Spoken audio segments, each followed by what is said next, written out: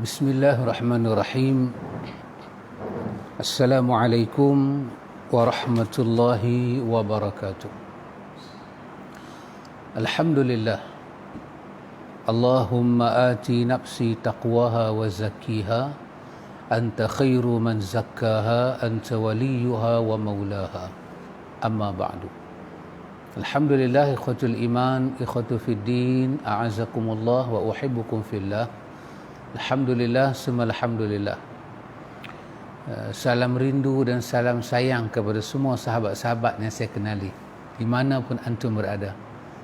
Tak kira sama ada di Pulau Pinang ke, dalam pulau ke, seberang ke, di mana ke, di Kulim ke, di Matampau ke, yang mengenal diri saya, di Bagan ke, di Kepala Batai ke. Semoga Allah merahmati kita dunia sampai akhirat. Tidak ada yang dapat memisahkan kita. Apabila kita mengadakan hubungan kerana Allah Ta'ala, maka tidak ada benda boleh memisahkan kita. Melainkan bila kita terpisah, apabila kerana Allah itu hilang, maka akan terpisahlah kita. Maka banyak pertalian yang dijalankan bukan kerana Allah, dia tak boleh bertahan lama.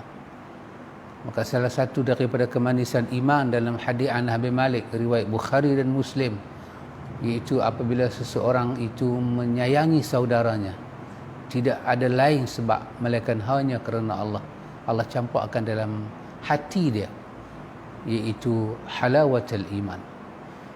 Dan Nabi menyebut dalam hadis Abu Hurairah, juga riwayat Bukhari Muslim, 7 golongan manusia yang mendapat naungan Allah di hari akhirat. Ketika tidak ada naungan melainkan naungan Allah, maka salah satu dari 7 itu ialah 2 orang yang mereka itu berkasih sayang, berjumpa dan berpisah semata-mata kerana Allah. Alhamdulillah ikhwan. Dan orang yang mengadakan hubungan ini kerana Allah ada tanda dia. Dia berbeza dengan orang yang ada hubungan tidak kerana Allah. Alhamdulillah, summa alhamdulillah ikhwan. Menyambung perbicaraan kita berkenaan dengan penawar bagi hati, bicara hati ini, kita masih lagi membicarakan tentang bab yang pertama, iaitu taubat, anak tangga yang pertama untuk membuka hati kita berjalan menuju Tuhan. Tapi sebelum saya masuk ke muka surat 157, ingin saya menghabiskan sedikit, iaitu berkenaan dengan fadilat kita bertaubat.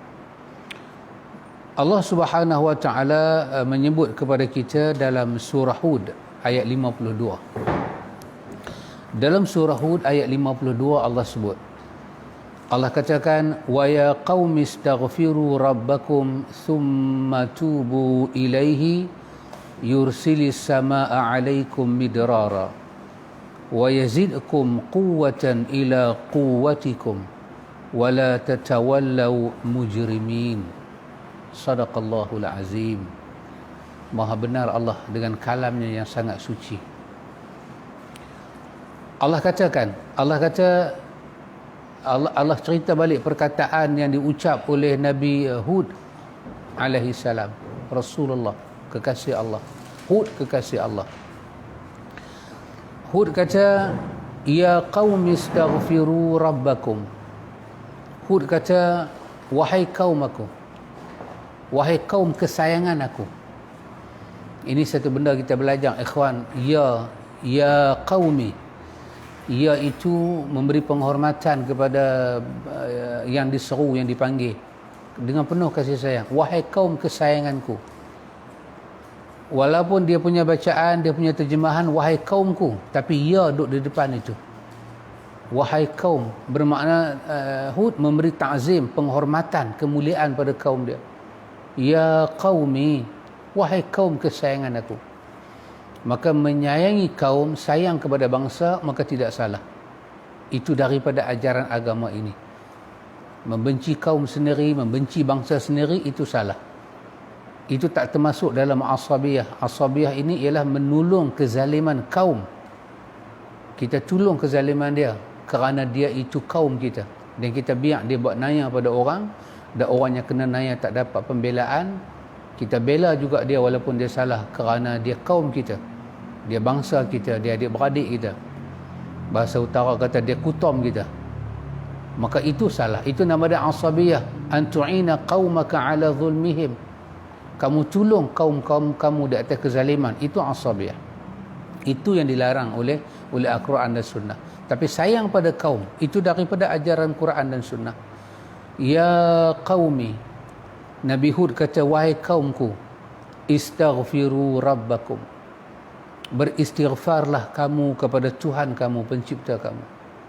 Bertaubatlah kamu kepada Tuhan kamu dengan perkataan-perkataan taubat, istighfar, perkataan taubat. Tengok perkataan dia, istaghfiru rabbakum, beristighfarlah kamu kepada Tuhan kamu, thumma tubu ilaihi, kemudian bertaubatlah kepadanya. Apa akan terjadi? Hud kata, yursilis samaa'a alaikum midrara. Hud kata, Allah Ta'ala akan menurunkan ke atas kamu hujan yang sangat lebat, hujan rahmat. Ini menunjukkan ada suatu kes, suatu masalah di zaman Hud. Masalah kaum dia berhadapan dengan masalah hujan tak turun, kemarau, musibah, bencana. Hujan tak turun jadi masalah, hujan turun pun sampai tak berhenti pun jadi masalah. Maka Hud mengajak kaum dia menyelesaikan masalah duniawi mereka. Antum tahu, kalau dalam satu negeri itu hujan tak turun, maka kerja siapa yang kena selesaikan? Ini adalah kerja umara, kerja pemimpin. Macam mana nak dam, kita kata dam, tempat takungan air, macam mana? Pelan surut. Kapasiti penduduk nak menggunakan air macam mana? Ini bukan kerja kita. Ini kerja pemimpin yang kena fikir dalam negara tu. Tapi tak. Bila Hud, Nabi Allah Hud alaihi salam, kekasih Allah, dia tengok dalam negara tu ada masalah, hujan tak turun, masalah berlaku, bumi jadi kering, tanam-tanaman banyak mati, menyebabkan pokok-pokok mati, kita kata gandum kah, buah-buah kayu kah, semua tak jadi, melarat, jadi masalah, barangan jadi sikit, duit ada tapi makanan sikit, maka dia jadi apa? Dia jadi kenaikan harga yang tinggi. Hud mengajak kaum dia selesaikan masalah ini dengan pemimpin pada masa itu tak terfikir bahawa ini satu penyelesaian. Apa Hud kata? Istaghfiru rabbakum. Tengah pemimpin ada cara selesai masalah, Hud datang. Hud kata, istaghfiru rabbakum. Dia Rasul utusan Allah. Dia kata, jom kita ramai-ramai beristighfar pada Allah.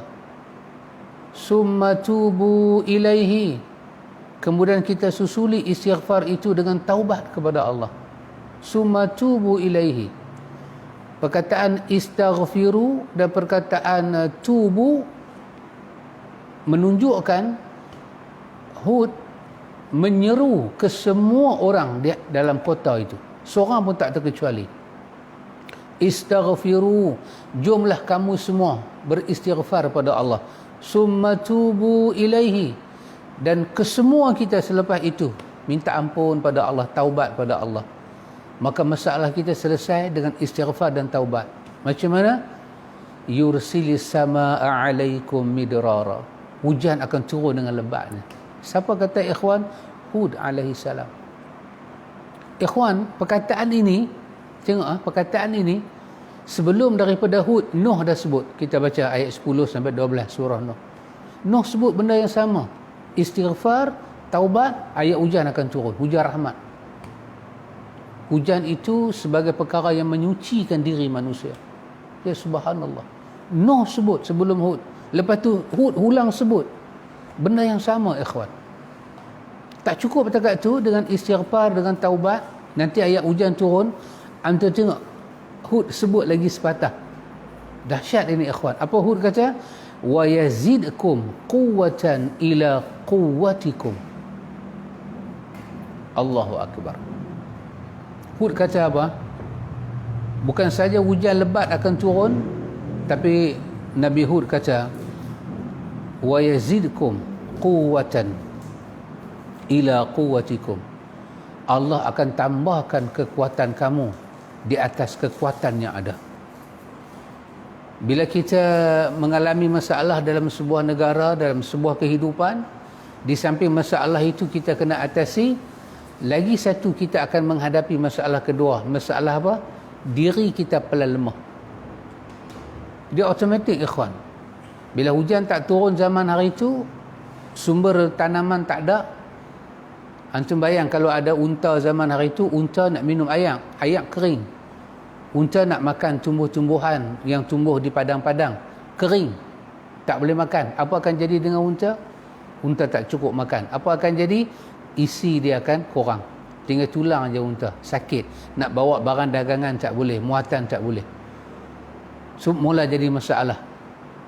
Kita pula, orang yang berbisnes unta ke, kambing ke ketika itu, akan jadi down. Akan jadi lemah, ekonomi kita akan jatuh. Nabi Hud kata, dengan istighfar dan taubat, Allah buat turun hujan, dan apa Tuhan buat? Wa yazidkum quwwatan ila quwwatikum. Tuhan kembalikan kekuatan kita dan dia tambah balik. Ya subhanallah, ikhwan. Dalam sebuah negara macam negara kita sekarang ini, ikhwan, kita down. Kita akan susah. Memang kita susah. Memang rakyat dalam susah. Susah ni dia buat kita jadi susah, ikhwan. Pemikiran jadi susah, semangat kita jadi susah, hati kita mula jadi tak kuat, semua jadi tak kuat. Yang dapat anugerah Datuk Seri itu kuatlah, tapi yang tak dapat macam kita ni, rakyat biasa, di musim corona ni, tak dapat apa pun, kita jadi susah, ikhwan. Kita jadi susah, hidup jadi sukar. Maka Allah Ta'ala suruh Nabi Hud kata pada kaum dia, wa yazidkum quwwatan ila quwwatikum. Tuhan buat turun ayat hujan, Tuhan akan tambahkan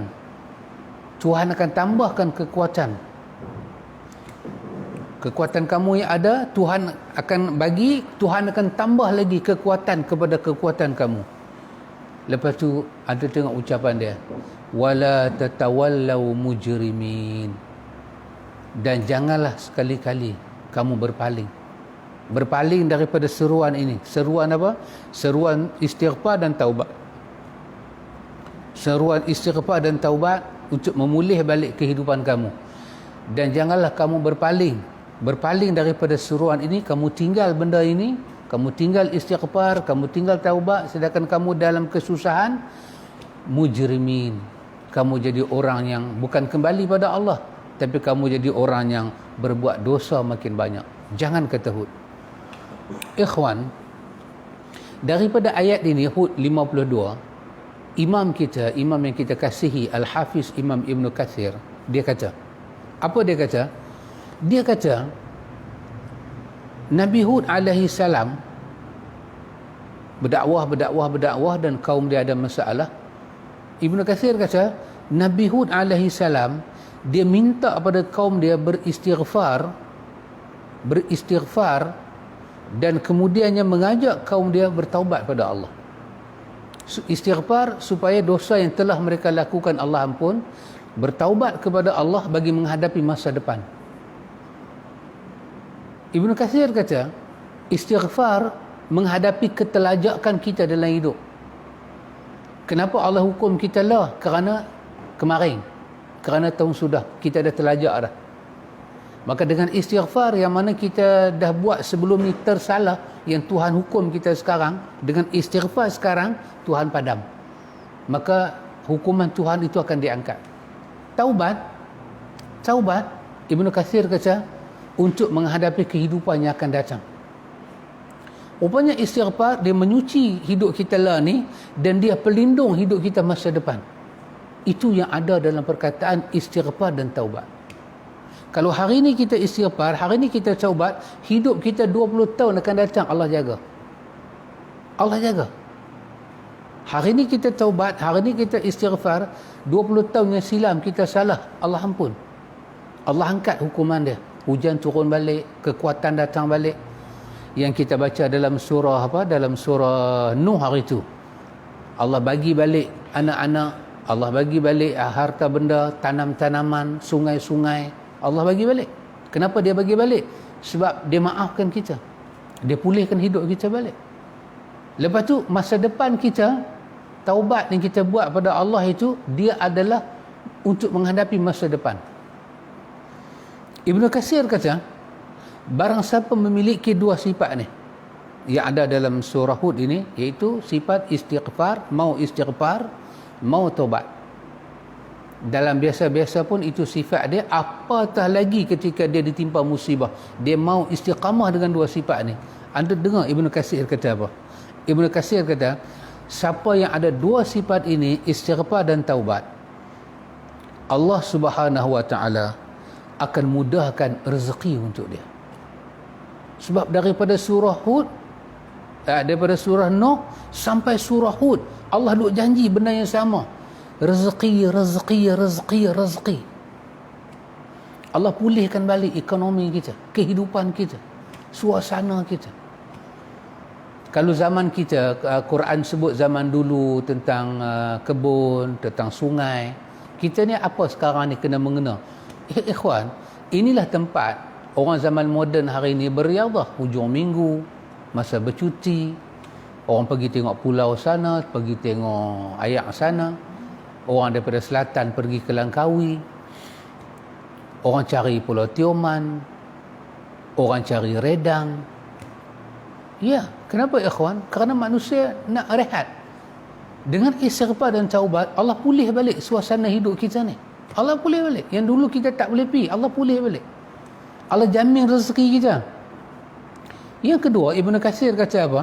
Siapa yang kekalkan sifat istighfar dan taubat ni, Allah lancarkan urusan dia, urusan hidup dia Allah lancarkan. Allah bagi senang hidup dia, mudah, urusan dia jadi mudah. Walaupun tadinya dia menghadapi musibah besar, hujan tak turun, ikhwan. Macam mana nak panggil hujan ni? Nak panggil hujan buat turun ni, macam mana nak buat? Zaman hari tu, bila hujan tak turun, hidup kita jadi susah. Binatang susah, tanam-tanaman susah, pendapatan jadi susah, makanan dalam negeri jadi susah. Tapi dengan kita istighfar, Allah murahkan rezeki, Allah urus hidup kita jadi baik. Yang ketiga, Ibnu Katsir kata, dengan istighfar dan taubat ini, Allah jaga keadaan kita. Masa yang akan datang, Allah jaga balik. Ya subhanallah ikhwan. Ibnu Katsir kata, kerana itu Allah katakan, yursilis samaa alaikum midrara. Allah nak turun kepada kita hujan yang lebat. Kenapa? Dengan hujan lebat itu Allah pulih kehidupan kita balik. Pulih balik. Allah suburkan balik bumi, ekonomi kita. Maka itulah yang ada fadilat yang besar yang ada dalam perkara taubat. Kemudian ikhwan, kita lihat pada surah Hud juga ayat ketiga. Lagi cerita daripada Allah Ta'ala. Cerita daripada Allah. Cerita wahyu daripada Allah. Tentang taubat dan istighfar ni. Apa kita dapat dalam dunia ni? Allah berfirman, Allah kata, wa anistaghfiru rabbakum thumma tubu ilaihi yumatti'akum mata'an hasanan ila ajalin musamma wa yu'ti kulladhi fadlin fadlah wa in tawallaw fa inni akhafu alaikum azab yaumin kabir. Sadaqallahul azim. Tengok ayat ni ikhwan. Allah kata, wa inistaghfiru rabbakum, dan hendaklah kamu beristighfar pada Tuhan kamu. Ya ikhwan, biasa-biasa pun kita, Nabi ajak kita kan, astaghfirullah, astaghfirullah, astaghfirullah. Semudah-mudah istighfar yang kita boleh bawa ke sana ke sini, astaghfirullah, astaghfirullah, astaghfirullah. Sangat mudah. Summa tubu ilaihi, kemudian bertaubatlah kepada Allah. Saya nak berhenti tang situ Ustaz ikhwan. Daripada kita ambil surah Nuh 10 sampai 12, kemudian kita pergi surah Hud 52, kemudian kita Hud juga kita ke depan balik ayat ketiga. Kesemuanya menyebut kepada kita ada suatu proses yang kita kena buat, iaitu mengenalkan umat kepada apa makna istighfar, mengenalkan umat apa makna taubat. Istighfar ni apa, taubat ni apa. Dan digabungkan dia menjadi suatu adunan tarbiyah.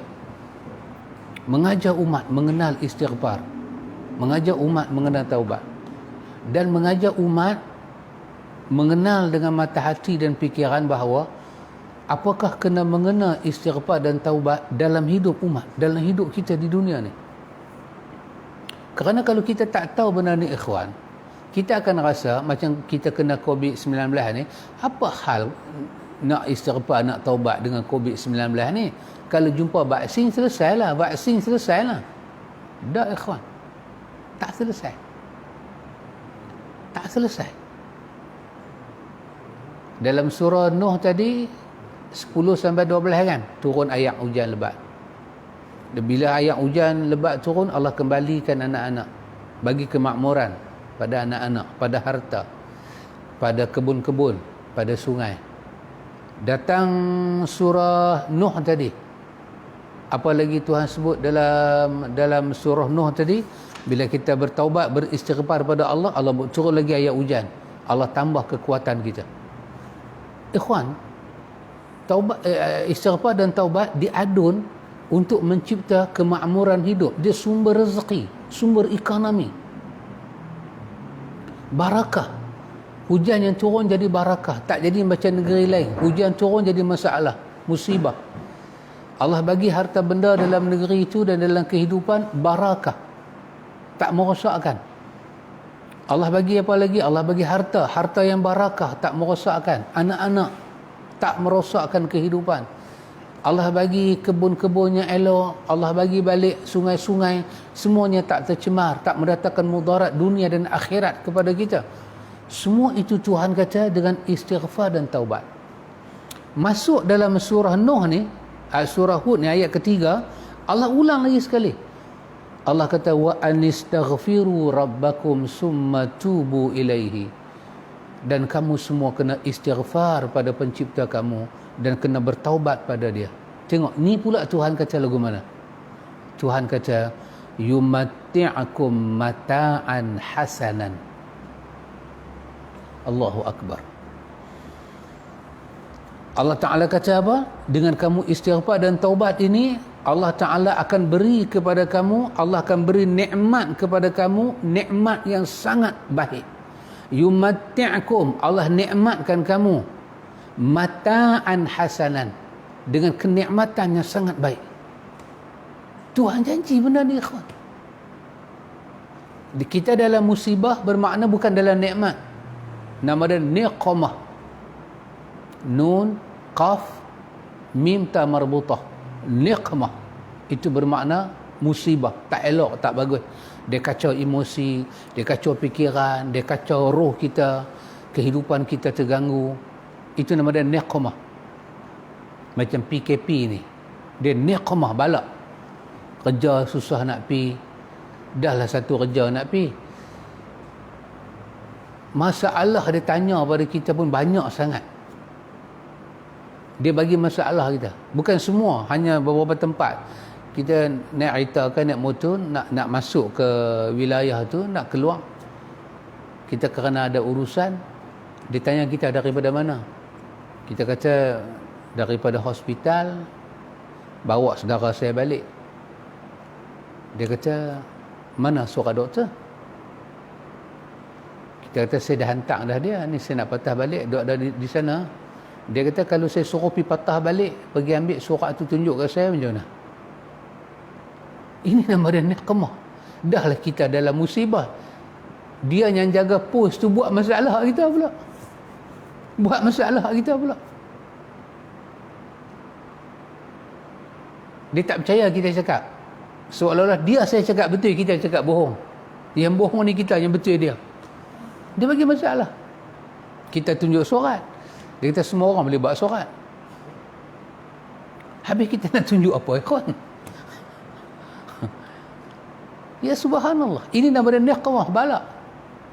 Kehidupan ni sangat tak baik. Sangat tak baik. Tapi bukan semua tempat saya kata. Beberapa tempat saja.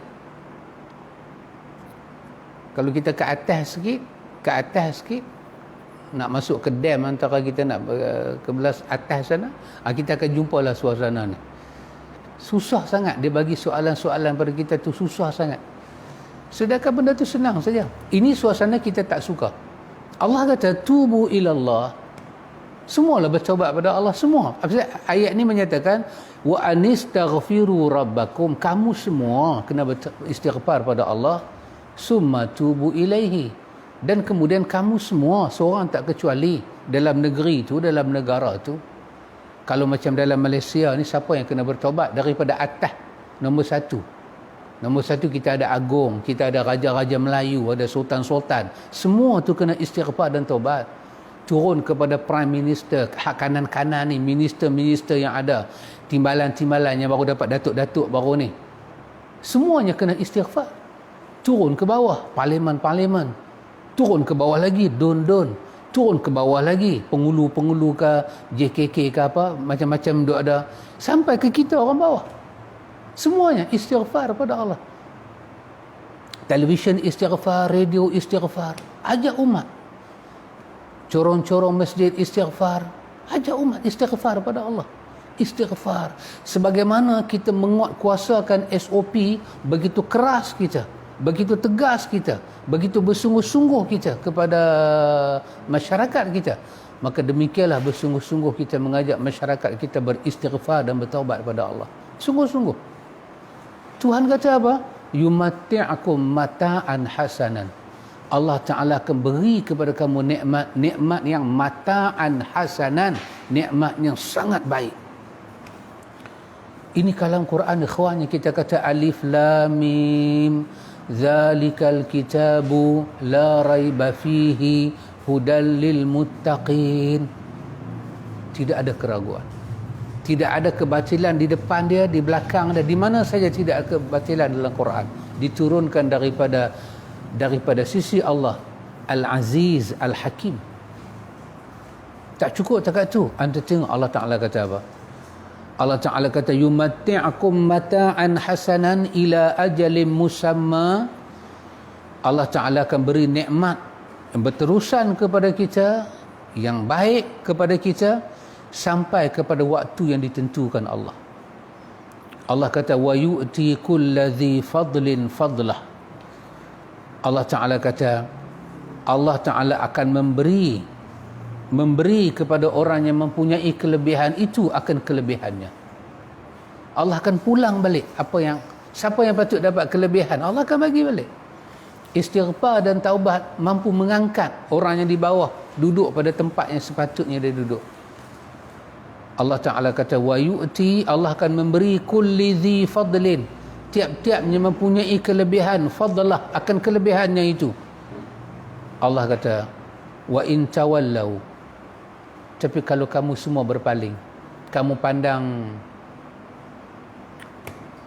tawalla, ulak ni ikhwan, dia berjalan kan, ulak mana ada jalan begitu kan, dia jalan begitu, dia di kanan di kiri, itu nama dia tawalla. Bermakna perjalanan kamu dengan Tuhan tu kamu tak pandang sangat. Ya iyalah, boleh ke istighfar dan taubat ni memulihkan negara. Kamu tawalla, kamu ke lain, kamu tak pandang serius apa yang Tuhan kata, tak bersungguh pun. Tapi nak tolak tu takutlah pasal kita orang Islam, tapi nak pandang benda tu serius dak. Allah kata kalau sekiranya kamu berpaling, kamu buat perangai lagu tu, kamu tak ambil berat apa yang aku kata. Allah surah Hud kata kepada kaum dia, fa inni akhafu alaikum azab yaumin kabir. Sesungguhnya aku takut kepada kamu azab pada hari yang sangat besar. Kalau azab di dunia macam ni pun kamu dah tak tertahan, terjejah hidup kamu, macam mana azab yaumin kabir, hari yang lagi besar, hari akhirat nanti macam mana? Lah ni pun Tuhan uji kamu dah sangkut, susah. Keliling kita ni ada penyakit yang meraut nyawa kita, dah sangat mudah berjangkit. Kalau ini kamu tak boleh selesai, kamu dah sengsara, kamu dah susah, pergerakan kamu jadi susah, kamu cuba bayang, yaumun kabir, hari lagi besar akan tunggu kamu akhirat. Tuhan hukum kita lagi dahsyat hari itu. Bukan kerana Tuhan zalim, kerana sikap kita, sikap apa dia? Tawallau. Tak memegang apa yang Tuhan kata itu dengan sungguh-sungguh, tak pandang pun pada Tuhan. kita lebih percaya kepada kita punya, yes, kita guna fikiran kita. Ialah ikhwan, satu orang makan ubat, sebelum dia masukkan ubat dalam mulut dia, dia pegang ubat, dia kata Bismillahirrahmanirrahim, minum air. Dengan satu orang ambil ubat terus makan, Bismillah pun tak ada, apa pun tak ada, dua-dua sembuh. Katalah yang tak Bismillah ni orang kafir, yang Bismillah ni orang Islam, dua-dua sembuh. Kata bukan syarat Bismillah nak sembuh, betul. Dia orang kafir ni tak Bismillah pun sembuh, orang Islam Bismillah pun sembuh juga. Dia ada juga orang Islam tak Bismillah sembuh juga. Yang penting bukan Bismillah tu ubat. Bermakna kalau kondisi itu berlaku, kita memandang nama Allah itu enteng, ringan, kita berpaling. Tak kalah dengan sebut nama Allah boleh dapat berkat. Dah kita kalau tak bekerja dengan tulang pak kerak kita, mana nak dapat hasil? Betul. Tapi ada barakah dia. Bila kita tak istighfar, kita tak mau bertaubat, kita macam tak pandang ke Tuhan. Allah Akbar. Tak ada apa. Kalau doktor peringat pada pesakit nak makan ubat pakcik, makan dengan nama Allah pakcik, Allah tu penyembuh pakcik. Ilmu saya boleh rawat pakcik pun daripada Allah pakcik. Allah pencipta kita, kepada dia kita kembali. Kalau doktor boleh kata lagu tu pada pesakit, dengan lagi satu doktor tak kata, lantaklah pesakit tu nak makan ubat ke tak, nak makan Bismillah ke tak Bismillah. Dia bagi nasihat lagu tu pun pesakit tu baik juga, dia tak bagi nasihat pun pesakit tu baik juga. Apa beza dia? Dah ada beza ikhwan. Barakah kepada ilmu kedoktoran dia. Barakah kepada apa ikhwan? Barakah kepada pemakanan ubat yang masuk dalam diri dia, wiqayah daripada Allah, penjagaan benda itu macam mana Tuhan jaga. Ya ikhwan, bumi ni bumi Allah. Walillahi ma fis samawati wa ma fil ard. Langit bumi Tuhan yang punya, bukan kita punya. Bulu rumah yang naik di badan kita ni pun Tuhan buat, bukan kita buat. Jadi Quran kata pada kita, wa in tawallau. Berapa kali dah ayat ni kita jumpa ikhwan? Dalam surah Hud tadi 52 pun kita jumpa lagi. Allah kata wa in tatawallau, kalau kamu semua mengambil sikap berpaling, tak mau dengar apa yang aku kata. Ni pun lagi sekali Allah ulang. Wa in tawallau, kalau kamu berpaling juga, kamu buat tak tahu juga, kamu tak memberi perhatian pada apa aku kata tadi, istighfar, taubat, istighfar, taubat, maka Allah Ta'ala kata, Hud kata pada mereka, fa inni akhafu alaikum azab yaumin kabir, sungguh aku takut ke atas kamu kerana hari yang besar itu ada azabnya sangat besar, hari akhirat. Baik ikhwan, antum tengok, saya nak menyebut perkataan dua tokoh ulama kita yang sangat terkenal. Seorangnya bernama Imam Al-Qurtubi. Kita kenal kan Imam Qurtubi? Dia sebut ikhwan, saya nakalkan perkataan dia sebut. Imam Qurtubi kata apa? Imam Qurtubi kata, inilah dia kata buah, inilah buah daripada istighfar dan taubat. Apa dia? Yakni dia kata, pada perkataan Tuhan kata yumatti'kum mata'an hasanan, iaitu Allah kata Allah akan memberi kenikmatan yang baik terus menerus pada kamu.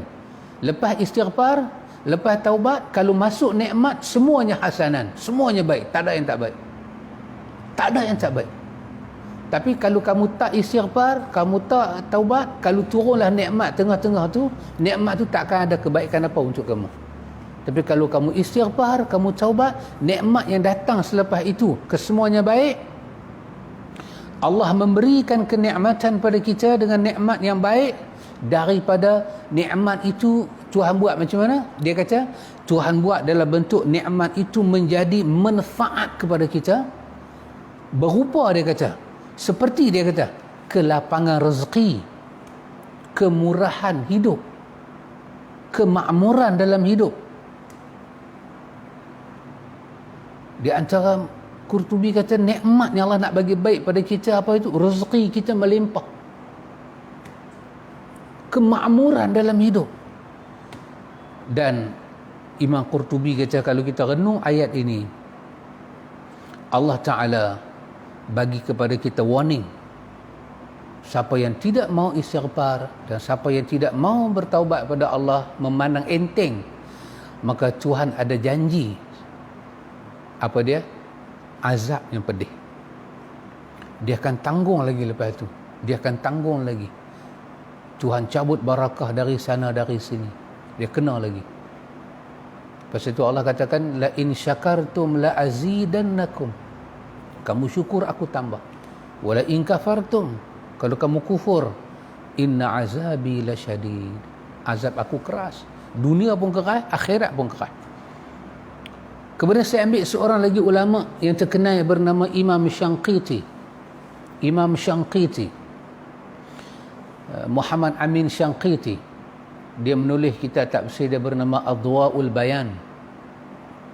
Muhammad Amin Syanqiti ni di antara ulama yang tuan guru kita, Profesor Datuk Dr. Radhi, belajar dengan dia. Imam Syanqiti. Dia kata dalam tafsir dia, apa dia kata ikhwan? Dia kata, ayat yang mulia ini, hazihil ayatul karimah. Ayat Allah Ta'ala yang mulia ni, ayat Allah Ta'ala yang mulia ni, kita baca surah Hud ayat 3 ni, ayat Allah Ta'ala yang mulia ni, sangat mulia ayat ini, menunjukkan kepada kita bahawa istighfar dan taubat, istighfar dan taubat kepada Allah dari dosa, itu adalah penyebab kepada Allah menganugerahkan nikmat yang baik kepada orang yang melakukan istighfar dan taubat itu, sampai pada satu waktu yang Allah saja tahu bila dia nak stop nikmat yang sampai itu. Orang lain tak tahu. Istighfar dan taubat itu adalah menyebabkan kita mendapat anugerah nikmat daripada Allah. Dan Allah sebut dalam ayat dia, nikmat itu Tuhan bagi kepada kita sampai bila? Ila ajalim musamma, kepada satu masa yang Allah tentukan. Dan Allah saja tahu bila. Mungkin 10 tahun ke depan, 20 tahun ke depan, 30 tahun ke depan, 100 tahun ke depan, 200 tahun ke depan. Mungkin dah kita mati dah, anak cucu kita meraih kenikmatan kerana kita pernah jadi penduduk bumi yang istighfar dan taubat pada Allah. Hanya Allah Ta'ala saja mengetahui bila waktu, sampai bila Tuhan akan bagi pada kita. Dan kita semua tahu, ikhwan, Allah Ta'ala itu Al-Wahhab, Maha Pemberi, tak pernah putus pemberian dia. Ya subhanallah ikhwatul iman, ya subhanallah. Dan kata Imam Muhammad Syanqiti, Allah bagi balasan baik ni, kenapa? Atas istighfar dan taubat. Allah bagi balasan itu kerana istighfar dan taubat. Dan kita tahu istighfar dan taubat itu ada syarat dia. Dia bukan istighfar somrono dan bukannya taubat yang seenak edewe. Tak. Dia kena balik pada hukum istighfar dan taubat. Ikhwatul iman, sahabat Nabi kita Muhammad sallallahu alaihi wasallam yang bernama Abdullah bin Abbas, dia kata apa ikhwan? Allah kata yumatti'kum mata'an hasanan. Allah akan bagi pada kamu nikmat yang baik berterusan sampai waktunya Allah tentukan. Dia kata apa? Dia kata bahawa Allah akan menganugerahkan rezeki dan kelapangan hidup untuk kamu dengan istighfar dan taubat.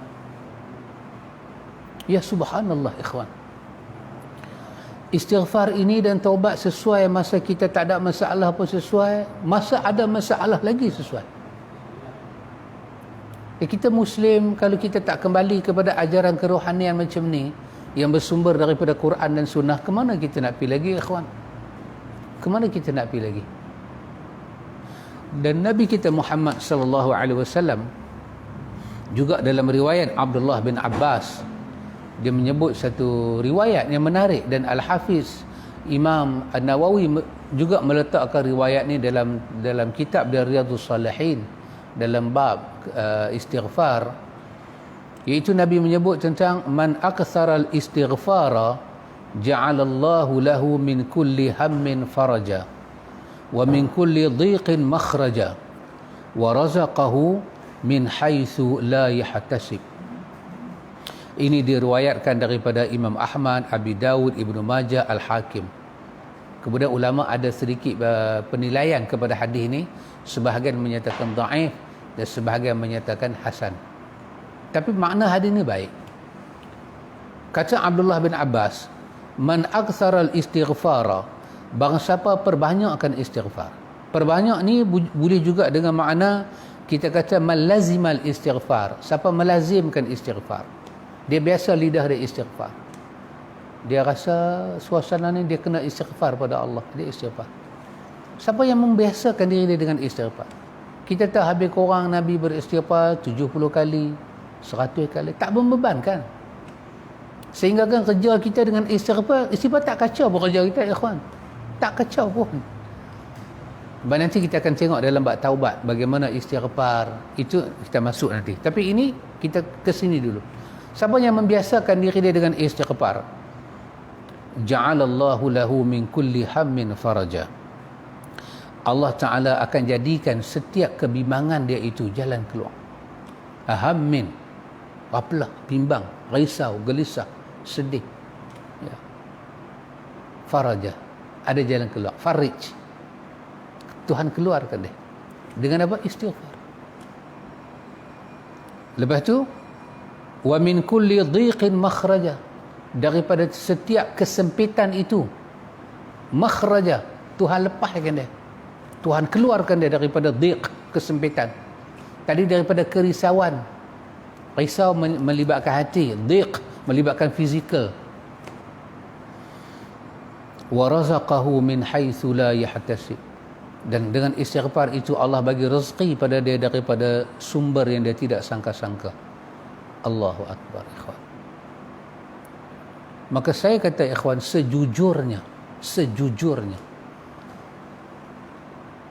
istighfar dan taubat boleh atau tidak merawat masalah yang sedang kita hadapi dalam negara ini. Sejujurnya, ikhwan, kita bercakap di atas qalbun salim, hati seorang mukmin, bicara hati mukmin pada Allah.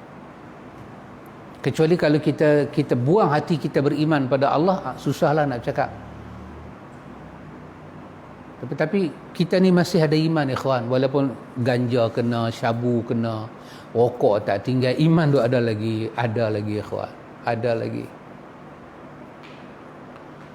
Saya pernah tengok kampung saya dulu, seorang, bahasa kampung lah saya pakai, bahasa kampung dia kata tekpit.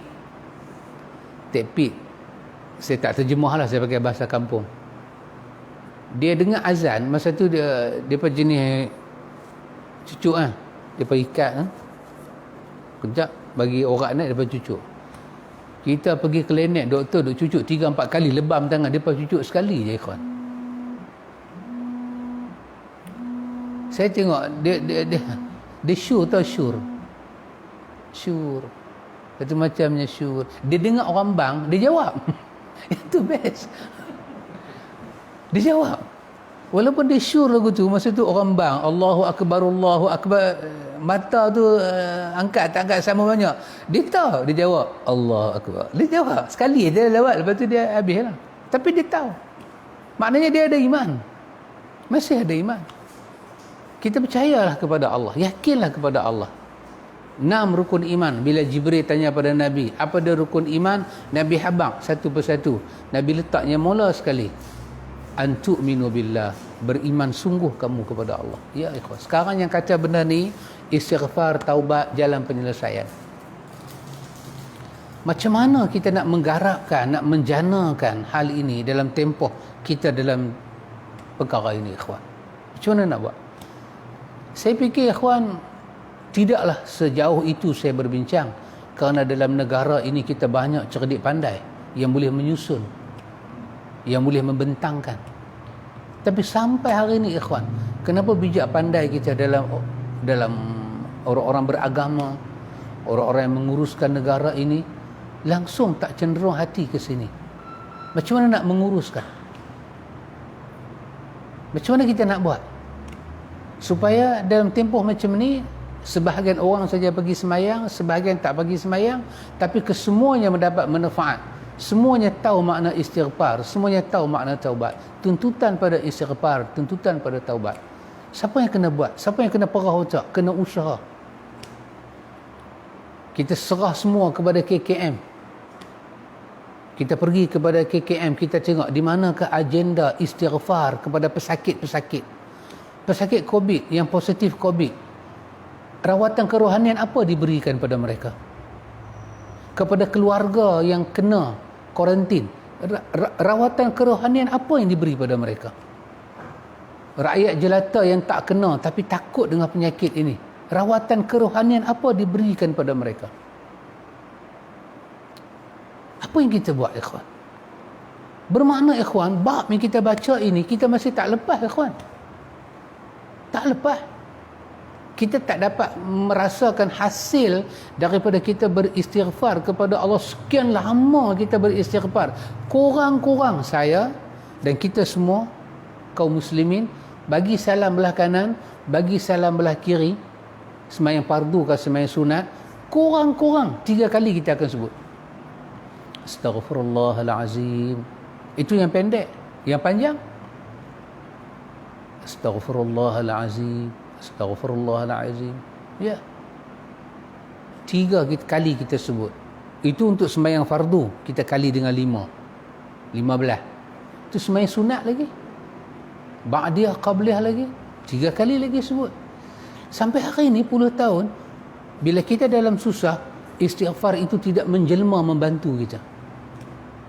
Saya rasa bukan saya, bukan kita rakyat jelata, pemimpin atasan, kesemuanya salat, kesemuanya istighfar. Di mana istighfar kita pergi selama ni, ikhwan? Bila kita dalam susah, istighfar itu tak mampu menjelma, menyelamatkan kerohanian kita, memberi panduan kepada kerohanian kita. Ini menunjukkan, ikhwan, selama ini kita tidak mengambil serius. Kita tak ambil serius. So inilah kita berbincang tentang hal taubat dan istighfar ni, ikhwan, supaya hati kita nampak balik.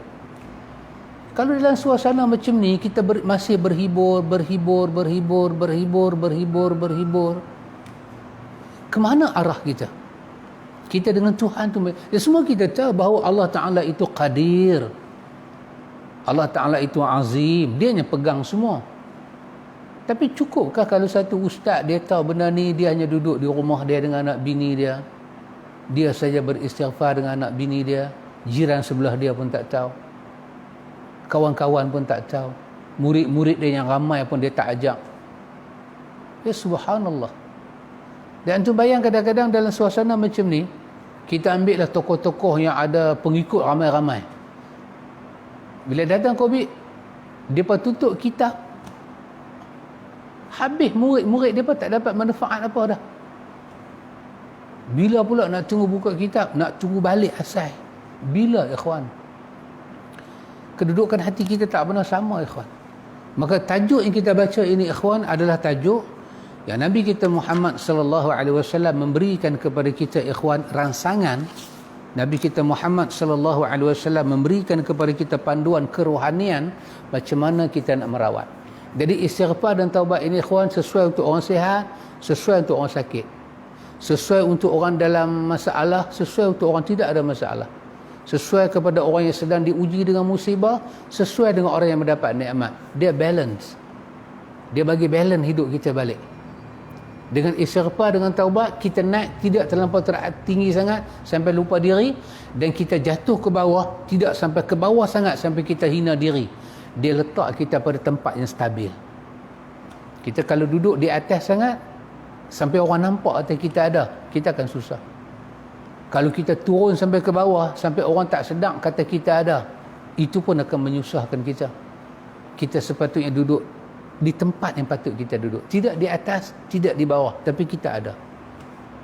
Istighfar dan taubat dia bawa kita ke sini, ikhwan. Dan antum tengok, ikhwan, Allah Subhanahu wa taala pada surah An-Nur ayat 31, Allah sebut, Allah kata, tubu ilallahi jami'a ayyuhal mu'minun la'allakum tuflihun. Allah kata, dan bertaubatlah kamu kepada Allah kesemuanya, wahai orang-orang yang beriman, semoga kamu beruntung, berjaya, bahagia. Antum tengok, saya dalam episod ni nak mengajak sahabat-sahabat kira. Kita kata, kita boleh kira Berapakah manfaat duniawi kita dapat dengan istighfar dan taubat? 31 surah An-Nur kata, tubu ilallahi jami'a ayyuhal mu'minun la'allakum tuflihun. Bertaubatlah kamu kepada Allah kesemuanya wahai orang-orang yang ada iman, semoga kamu tuflihun, sukses. Saya terjemahkan tuflihun dengan makna kata apa? Kamu bahagia, kamu dapat damai, kesuksesan jiwa tu kamu dapat. Baik, kita ambil balik daripada Nuh, surah Nuh ayat 10 sampai 12. Kita ambil balik Hud 50 dan kita ambil balik Hud ayat 3 dan Nur, surah An-Nur ayat 31. Kita kumpul balik. Fadilat dunia kita dapat apa dengan istighfar? Satu, kena tahu kondisi istighfar dan bertaubat apa dia? Salah satunya ialah dalam kondisi kita bermasalah. Situasi kita, situation kita betul-betul dalam problem. Maka antum agree ke tidak dengan saya bahawa dalam konteks negara kita, kita ada masalah sekarang? Baik, itu kita cari persetujuan dulu. 2, kalau istighfar dan taubat itu sesuai untuk dalam bermasalah, maka sesuai ke tidak sesuai, istighfar dan taubat kita apply masuk dalam hidup, dalam suasana ini. Apa kita dapat? Ambil An-Nuh, surah Nuh. Bila zaman Nabi Nuh ada masalah apa? Hujan tak turun, harta benda rosak, tanaman-tanaman rosak, anak pinak tak menjadi, kebun-kebun rosak. Nabi Nuh suruh istighfar. Maka untuk apa? Ayat hujan turun dengan lebatnya. 1, Tuhan banyakkan harta benda balik. 2, Tuhan kembalikan ekonomi kita balik. 2, 3, anak-anak kita Tuhan elokkan balik. 4, tanam-tanaman kita, kebun-kebun kita Tuhan pulihkan balik.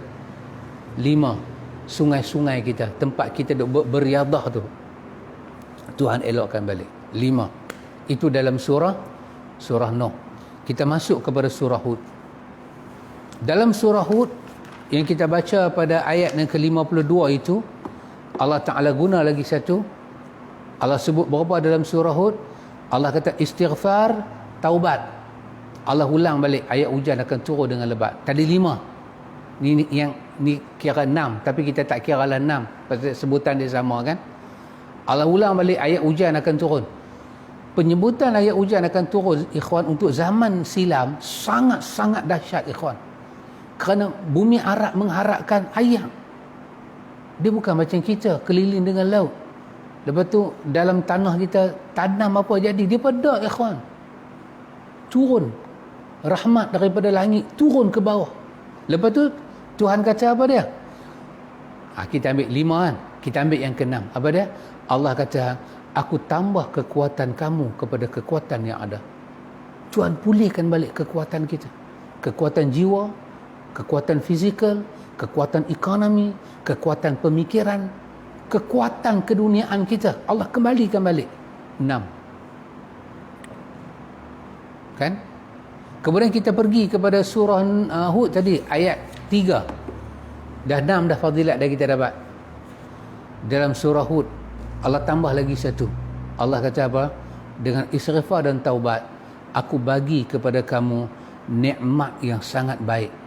Sampai pada masa aku saja tahu bila nikmat itu akan aku bagi.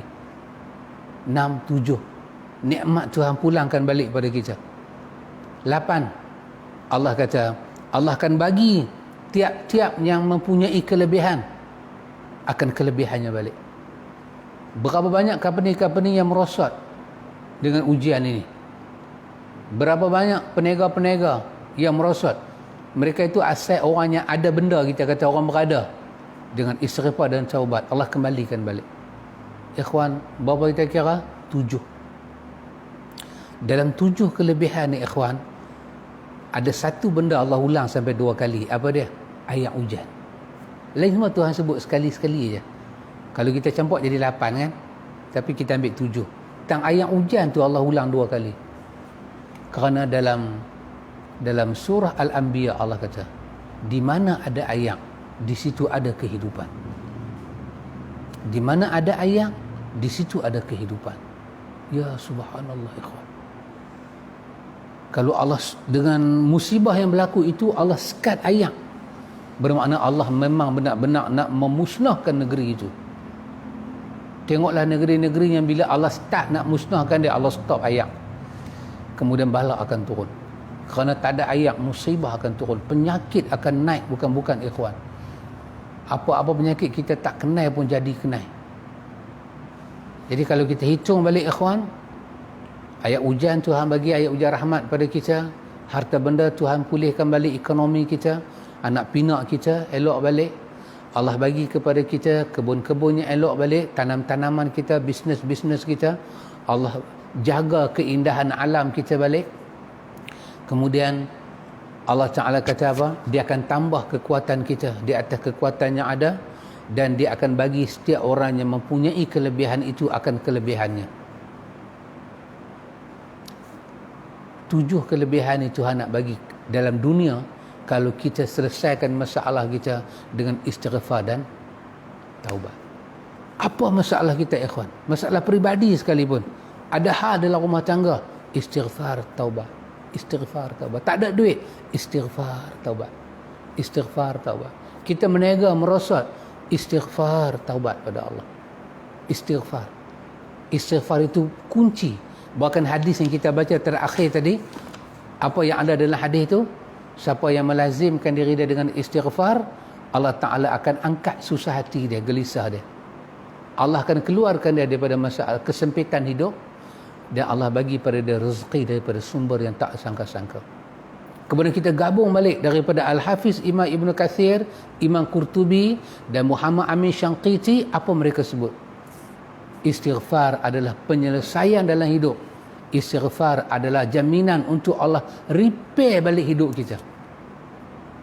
Nah ikhwan, di ujung tu Tuhan sebut patah. Dalam 3 ayat ni Allah sebut benda yang sama. Kalau kamu tolak tawaran Allah, kamu berpaling, kamu rasa alah tak ada penting sangatlah, apa halah dengan istighfar, biarlah kami selesai dengan masalah kami sendirilah.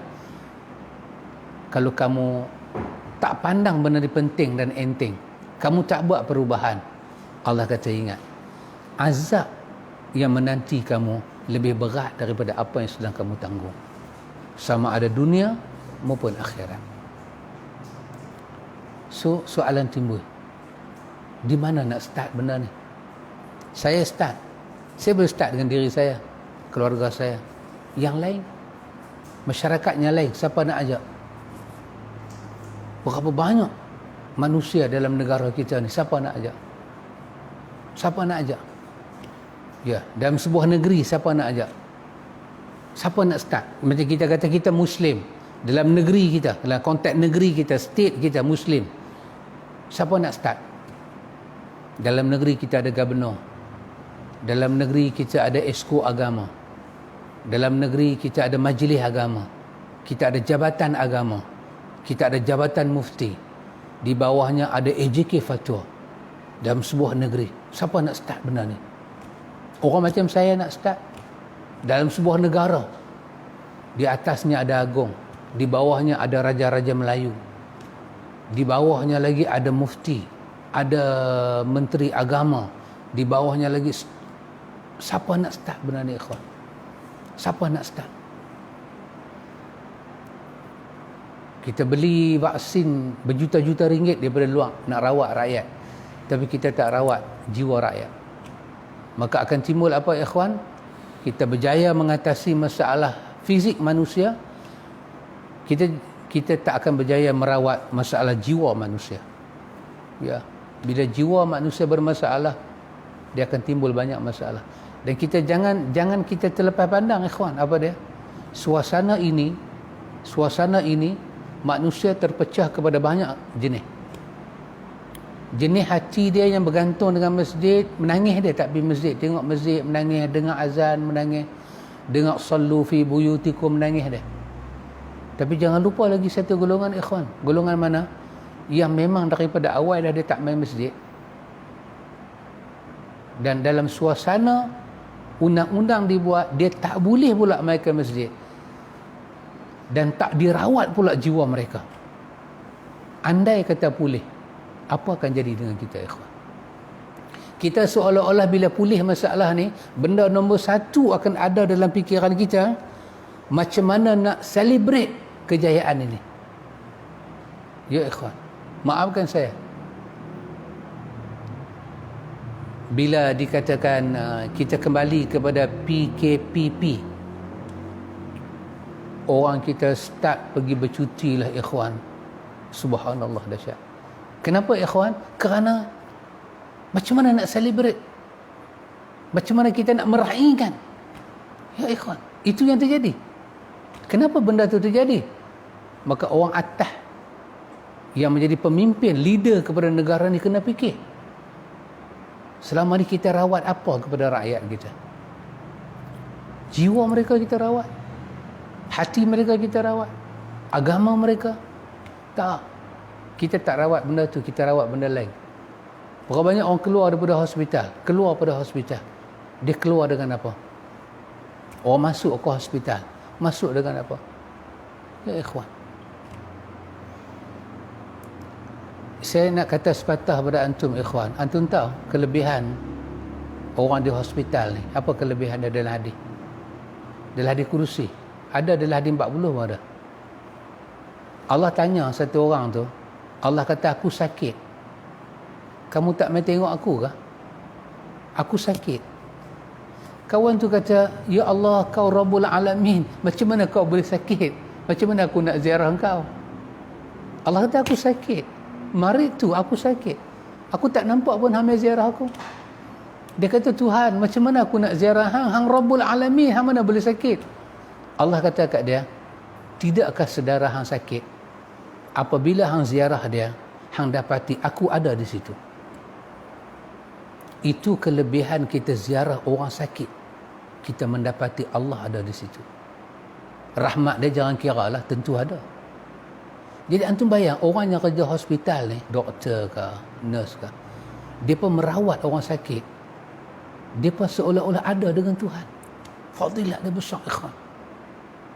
Tapi antum cuba bayang, ada orang besar sebelah kita, besar kebesaran dia.